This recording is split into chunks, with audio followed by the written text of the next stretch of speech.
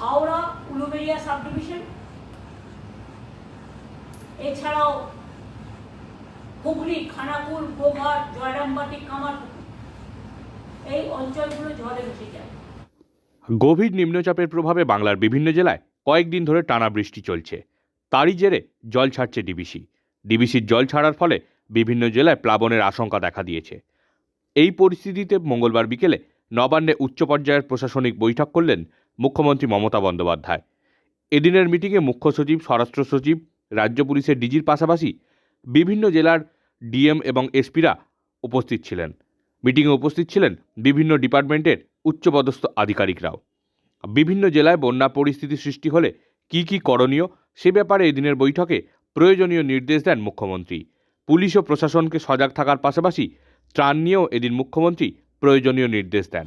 এখন থেকে ডিএমএসপিদের বলবো, সব ভিডিওকে, আইসিতে, ওসিদের, কমিশনারকে, অল যারা অ্যাডমিনিস্ট্রেশনের অফিসার আছে, মেবি সিভিক আর পুলিশ, সবাইকে মাইকিং করে লো ল্যান্ডে যারা আছে তাদের সেন্টার ক্রিয়েট করে আশেপাশে যে বাড়ি আছে, রিলিফ সেন্টার আমরা কিছু কিছু অঞ্চলে করেছি, অনেকগুলো করেছি, কিন্তু যে যে অঞ্চলে রিলিফ সেন্টার নেই সেখানে আশেপাশে পাকা বাড়ি কি আছে গভর্নমেন্টের দেখে নিয়ে সেখানে তাদের নিয়ে এসে রাখুন এবং তাদের রিলিফ দিন যতদিন পর্যন্ত তারা বাড়ি ফিরতে না পারবে, এবং বাড়ি ফিরলেও স্বাভাবিক জীবনযাত্রা পূর্ণ করতে না পারবে ততদিন কিন্তু আমাদের রিলিফ ওয়ার্কটা চালিয়ে যেতে হবে।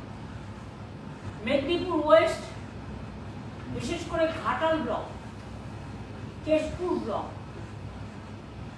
ওখানে ঘাটালের পাশেই চন্দ্রকোনা আছে, হুগলি এবং মিদনাপুর পশ্চিমের মাঝামাঝি, একদিকে খানাকুল, একদিকে গোঘাট, একদিকে জয়রামবাটি, কামারপুকুর, অন্যদিকে চন্দ্রকোনা,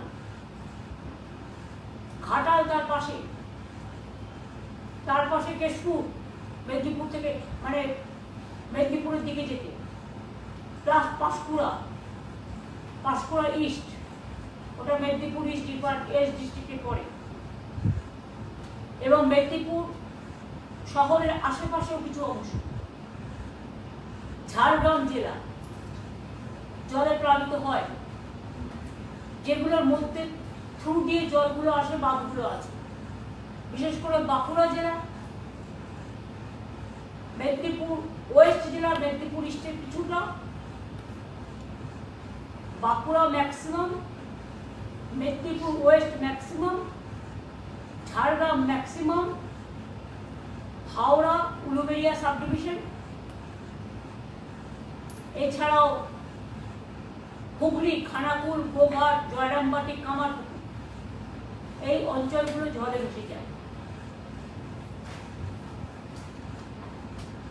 এছাড়াও কিছু টাউন এরিয়া আছে যেখানে জল জমে যায়, মিউনিসিপ্যালিটি, সেখানেও মিউনিসিপ্যালিটিকে দেখতে হবে পাম্পে করে জলটা ওসব বের করবে, জায়গাটা পাবে তবে তো। আমি তো আস্তে আস্তে দেখছিলাম গঙ্গা পুরো ভরপুর টপটপে, এরপরে যদি পূর্ণিমা বা অমাবস্যা আসে আর যদি হাই টাইড হয় তাহলে তো প্রবলেমটা আরো বাড়বে। সুতরাং এখন থেকে প্রিকশন নিয়ে